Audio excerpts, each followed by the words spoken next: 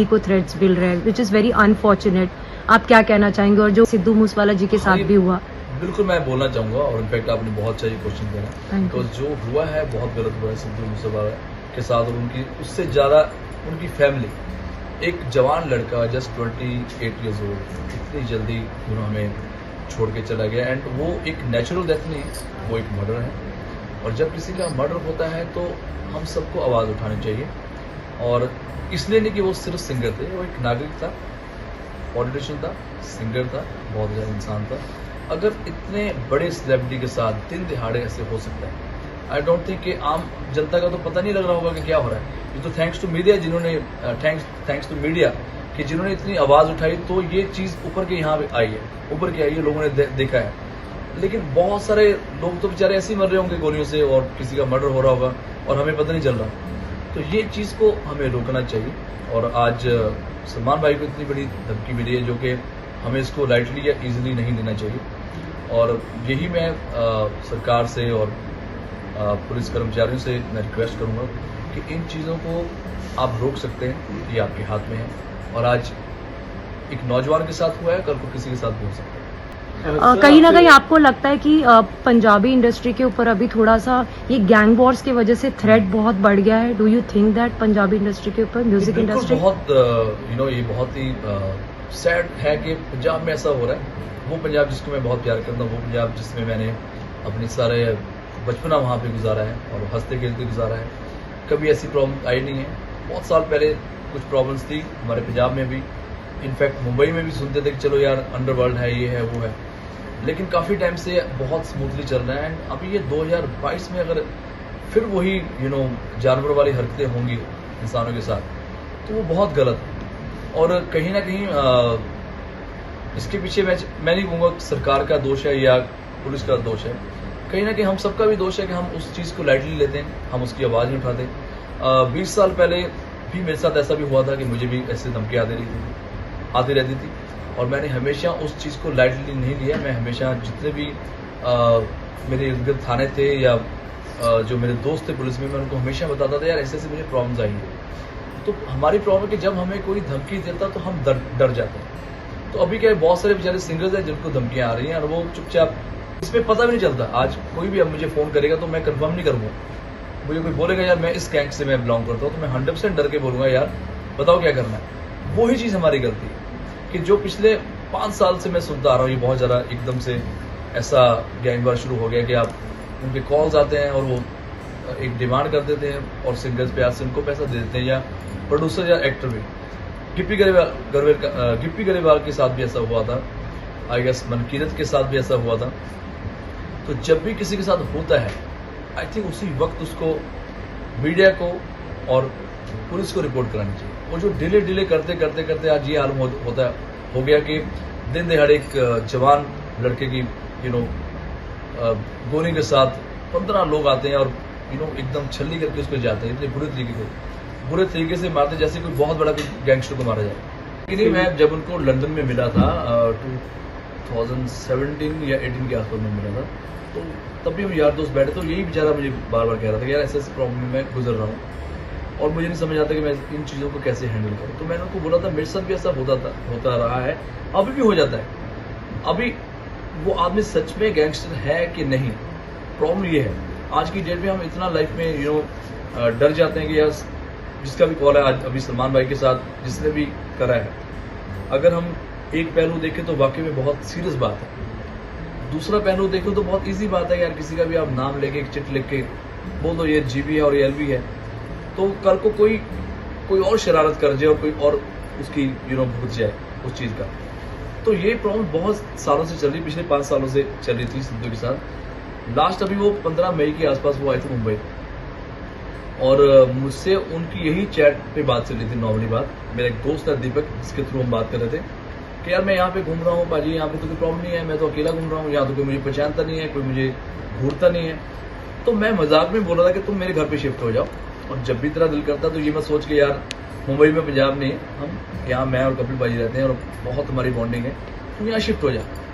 बस वही है कि एक लिखी थी या उसका लास्ट मैसेज आना ऐसे बताना, तो हो सकता था कि वो कुछ कहना चाह रहा था।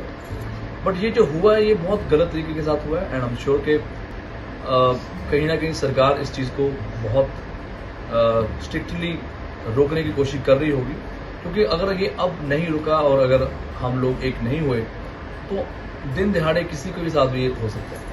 बेटा आपकी है काफी फेस्टिव मूड हैप्पी जी, जोन का, तो ऐसे जब ट्रेजिक न्यूज आती है और ऐसी खबरें आती हैं तो कितना इम्पैक्ट पड़ता है शूट पर आपके हाँ। Mental state? Does that affect you, bother you? बहुत ज़्यादा, इनफैक्ट मुझे बार बार बेचारे सोल प्रोडक्शन के जो लोग थे मुझे पूछ रहे थे आर यू ओके, बिकॉज मुझे बहुत ज़्यादा गुस्सा भी था एंड समझ नहीं आ रहे थे हम क्या करें और किसको बुरा बोले, क्योंकि पता नहीं चल रहा किसके साथ उसकी दुश्मनी है, कौन ऐसे करके जाता है। पहले सिद्धू के साथ इतना बुरा हुआ, दूसरे वाले के साथ दूसरी न्यूज़ आती है के भाई की, तो ये सारी सडनली हमने 3-4 दिन के लिए हमने शूट रोका भी है और बिकॉज माइंड हमारा चल नहीं पा रहा था और सही ढंग से मैं शूटिंग भी नहीं कर पा रहा था। मन में यही होता कि यार काश मैं सिद्धू को रोक पाता, काश मैं और उससे जान पाता कि व्हाट वाज द प्रॉब्लम। और दूसरा क्या हो रहा कि बैक टू बैक 2 डेथ होनी और कहीं ना कहीं जो एक जवान लड़का है उसके पेरेंट्स पे क्या गुजरी होगी। मैं एज ए फ्रेंड इतना उदास हूँ, उनके फैंस इतने उदास हैं सारे, तो जिसका बच्चा गया है वो तो उसका दर्द तो वो ही जान सकते हैं। तो मैं पूरी सरकार से और पुलिस से सभी से और स्पेशली हमारी सिंगर कम्युनिटी से मैं बोलना चाहता हूँ कि यार ये फेक लाइफ से अब बाहर आओ। मैंने बड़े बड़े सिंगर्स का मैं मेंशन नहीं करूँगा, आप जाके इंस्टाग्राम पे देखना, किसी ने पोस्ट नहीं करा, स्टोरी डालते हैं और स्टोरी में ये लिखते हैं भगवान उनकी आत्मा को शांति दे, भगवान उनके पेरेंट्स को ये दुख सहने का बल बख्शे। अरे भाई वो नेचुरल डेथ नहीं है, वो मर्डर है। आप खुल के बोलो ये गलत हुआ। अगर आपको लगता है कि ठीक है आप किसी गैंगस्टर पॉइंट आउट ना करें, ना करो, आप कंडोलेंस तो दिखाओ यार, आप ड्यूट तो करो। बड़े बड़े सिंगर्स जिनको उन्होंने सपोर्ट करा है उनका कोई पोस्ट नहीं आ रहा, कोई बात नहीं। तो ये चीज़ मुझे बहुत हर्ट करती कि आपने देखा होगा पिछले 5-6 दिन से मैं कोई पोस्ट नहीं कर रहा हूँ, मैं कोई अपना खुशियाँ नहीं मना रहा, कोई मैं रेगुलर जो अपने गाने प्रमोट करता था, जो मैं पोस्ट डाल रहा था अपने शो को लेकर, तो कहीं ना कहीं होता कि चलो यार एक ट्रिब्यूट देनी चाहिए। 4-5 दिन एटलीस्ट हम उनकी जो उनके साथ दुखद टाइम पे हम उनके पेरेंट्स के साथ जुड़ के चले। एटलीस्ट 5-6 दिन, एक हफ्ता नहीं। उनकी डेथ आज हुई है, कल को फिर सब लोग स्पेशली पंजाबी कम्युनिटी में लोग प्रमोट कर रहे हैं अपने गाने को और अपना स्वैग डालते जा रहे हैं। तो ये चीज़ मुझे बहुत हर्ट करती है कि कहीं ना कहीं चाहे वो सिद्धू जी थे, चाहे वो के भाई हैं, यार हमारे वो लेजेंड मरे हैं और उनको ट्रिब्यूट देनी चाहिए, प्यार से उनको अलविदा करना चाहिए। उनके पेरेंट्स को, उनकी फैमिली को लगे वाकई हमारे बच्चे ने इतना बड़ा नाम कमाया। और आज देखो सिद्धू मूसेवाले जो है वो अमर हो गए हैं। हर बच्चा टैटू बना रहा है अपने हाथ पे, हर बच्चा ट्रैक्टर ले रहा है, ट्रैक्टर के पीछे भी सिद्धू मूसेवाले की फोटो छप रही है। तो ये बहुत जो बड़े बड़े सिंगर जो इतनी उम्र में नहीं कर पाए, इतनी यंग एज में उन्होंने ये काम किया और भगवान उनकी आत्मा को शांति दे। एंड के पहले सिद्धू जी गए, फिर के सर गए, तो बहुत ज़्यादा बड़ा लॉस है हमारी इंडस्ट्री के लिए। के साथ आपकी कितनी यादें हैं? के सर के साथ मेरी बहुत यादें, बिकॉज जो 98 में हम दोनों आए हैं और 98 में मेरा गाना सुपरहिट था, सावन लग गया। उनका एक गाना था जोश ऑफ इंडिया, अगर आप यूट्यूब पे जाके देखेंगे तो वो गाना उन्होंने क्रिकेट के ऊपर बनाया था। और फिर 99 में वो मुझे बिल्कुल पिछाड़ के बहुत आगे निकल गए थे, बिकॉज उनका गाना आया था तड़प तड़प के, जो गाना था सलमान भाई जो पिक्चर था। तो तब से लेके इतना बड़ा टाइम उन्होंने निकाला है। I think he was the only one जो हर जॉनर में गाना गाते थे, चाहे सूफी हो, पॉप हो, रॉक हो, हिप हॉप हो या रोमांटिक सॉन्ग हो या पार्टी नंबर हो। एक ही ऐसा लौता सिंगर था जो हर तरीके के गाने गाता था और उनकी सिंप्लिसिटी इतनी थी, मैंने उनको कभी किसी रियलिटी शो में जज करते नहीं देखा। मैंने कभी उनका कोई ऐसा नहीं देखा कि वो इंटरव्यू कर रहे हैं या कहीं पोस्ट कर रहे हैं या सोशल मीडिया पे कहीं नजर आए। तो ये बहुत कम लोगों में इतनी सिंप्लिसिटी होती है। बट लेजेंड्स नेवर डाई, उनके जो गाने हमारे दिलों में हमेशा रहेंगे और हम इसी तरह उनको प्यार करते हैं।